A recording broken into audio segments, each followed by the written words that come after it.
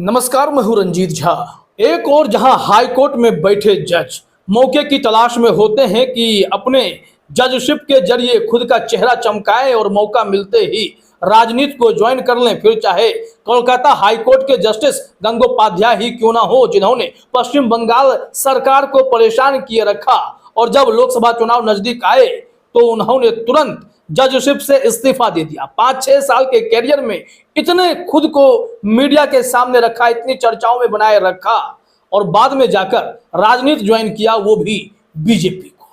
लेकिन इसके उलट कुछ जज हाईकोर्ट में ऐसे भी हैं जो मोदी सरकार के अमृतकाल से चिढ़े बैठे हैं और जमकर टिप्पणी कर रहे हैं। कह रहे हैं कि अमृतकाल के नाम पर स्वर्ग दिखाने का सपना दिखाने वाले मूर्ख मत बनाओ, नहीं तो सबको जेल भेज दूंगा। उन्होंने यह टिप्पणी जहां की है वहां भी भाजपा की सरकार है। पूरी रिपोर्ट अभी हम आपको बताते हैं। प्रधानमंत्री नरेंद्र मोदी और भारतीय जनता पार्टी इस वक्त जो भाजपा का कार्यकाल देश में चल रहा है उसे अमृतकाल का नाम दे रही है।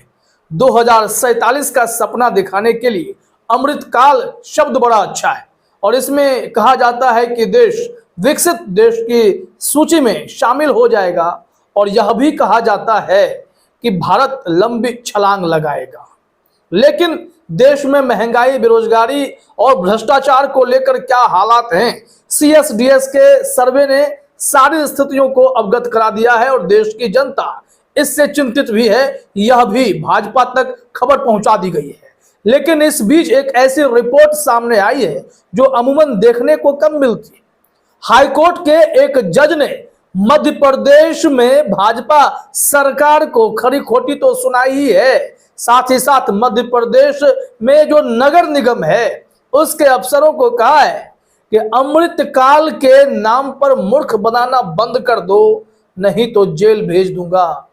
ये खबर अपने आप में इसलिए भी बड़ी है, अमृतकाल का सीधा कनेक्शन भारतीय जनता पार्टी से होता है और जजों को भी यह लगता है अमृतकाल बस एक शब्द है, लेकिन इसकी जो वास्तविकता है, जो भरोसा, जो दावा, जो वादा बीजेपी के द्वारा किया जाता है, उसका धरातल पर सब कुछ नील बटा सन्नाटा है।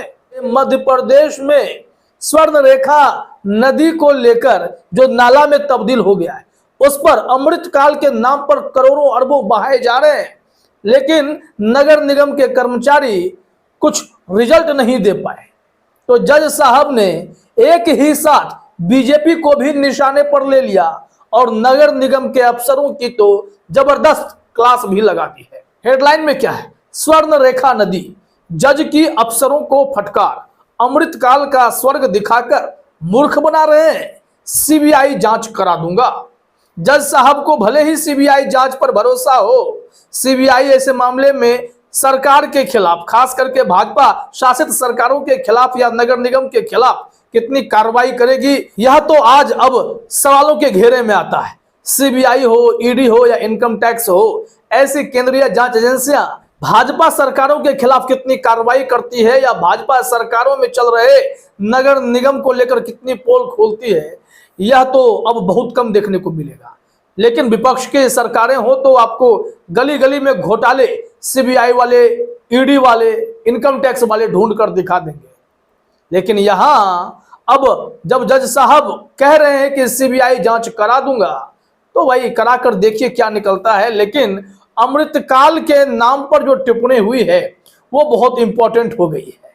कहीं ना कहीं जज साहब मोदी सरकार के इस जुमले से भी नाखुश हैं, क्योंकि इसके नाम पर पैसे तो बहाए जा रहे हैं, काम नहीं हो रहा। क्या कहा गया है देखिए। मध्य प्रदेश हाईकोर्ट की ग्वालियर खंडपीठ में 12 अप्रैल शुक्रवार को ग्वालियर शहर की जीवनदायिनी स्वर्ण रेखा नदी के बहुचर्चित मामले में सुनवाई हुई है। इस दौरान हाईकोर्ट की डबल बेंच के जस्टिस रोहित आर्य ने साफ शब्दों में कड़ी फटकार लगाते हुए कहा कि जिस तरह का रवैया नगर निगम के अफसरों का है, उसके बाद वे अब ये मामला CBI को सौंप देंगे। कोर्ट ने यह भी कहा कि इसके साथ ही पूरी वर्किंग के खिलाफ CBI जांच में आपका पूरा रिकॉर्ड भी सीज करवा दिया जाएगा।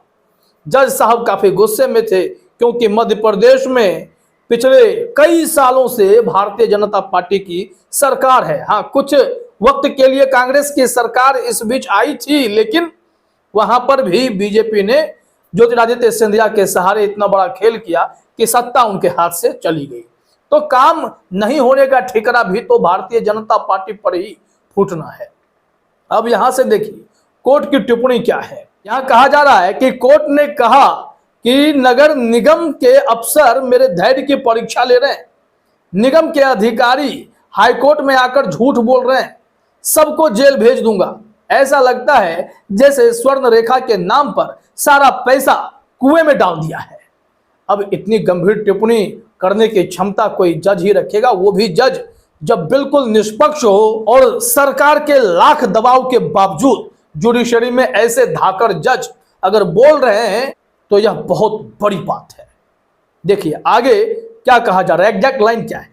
कोर्ट ने कहा अमृतकाल को ये लोग स्वर्ग दिखाकर जनता को बेवकूफ बना रहे हैं, जिसके बाद कोर्ट ने नाराजगी जताते हुए कोर्ट ने निगम से 5 बिंदुओं पर रिपोर्ट तलब की, जिसमें कोर्ट ने कहा अगर वो इस रिपोर्ट से असंतुष्ट हुए तो इस मामले को सीबीआई को सौंप देंगे। क्या उन सब की निष्पक्ष जांच हो सकती है?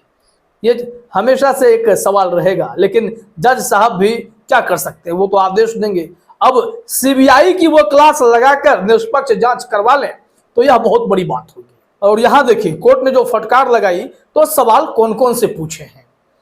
बुलेट पॉइंट में लिखा गया है स्वर्ण रेखा नदी को जीवित करने में कितना पैसा खर्च हुआ, सीवेज लाइन की मरम्मत व सीवेज प्लांट में कितना खर्च हुआ, गार्बेज व गार्बेज कलेक्शन के लिए कितना पैसा आया, कितना खर्च किया, 2004 से 2024 तक स्वर्ण रेखा में कितना पैसा खर्च हुआ है। मध्य प्रदेश सरकार से सीधा सवाल है। फिर चाहे मध्य प्रदेश में लंबे समय तक शिवराज सिंह चौहान का राज रहा हो या फिर अब मोहन यादव आ गए हों, बीच में कुछ समय के लिए कमलनाथ साहब भी थे, इन सब का हिसाब जज साहब ने मांगा है। जुडिशरी ऐसे ही निष्पक्ष ताकतवर होनी चाहिए जो सरकारों से सीधे सवाल करे कि आपने गलत किया है तो अमृतकाल के नाम पर लूट खसोट मचाने का लाइसेंस हम लोग नहीं दे सकते और हम सबको जेल भेज देंगे। जज साहब की यह टिप्पणी चर्चा का विषय बन गई है।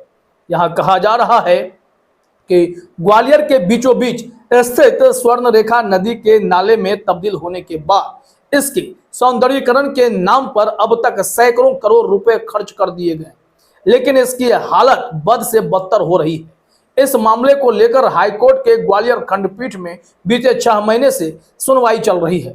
इस दौरान नगर निगम अब तक अपनी कार्रवाई से कोर्ट को संतुष्ट नहीं कर पा रहा है, जिसके कारण उसको फटकार लग रही है। साथ ही मामला सीबीआई को सौंपने तक की नौबत आ गई है। अब तो देखना यह होगा कि क्या जज साहब स्वर्ण रेखा नदी को दुरुस्त करने के लिए मध्य प्रदेश सरकार को घुटनों के बल ला पाते हैं। नगर निगम के अधिकारियों के भ्रष्टाचार की पूरी फाइल खोलकर सबके सामने रख पाते हैं।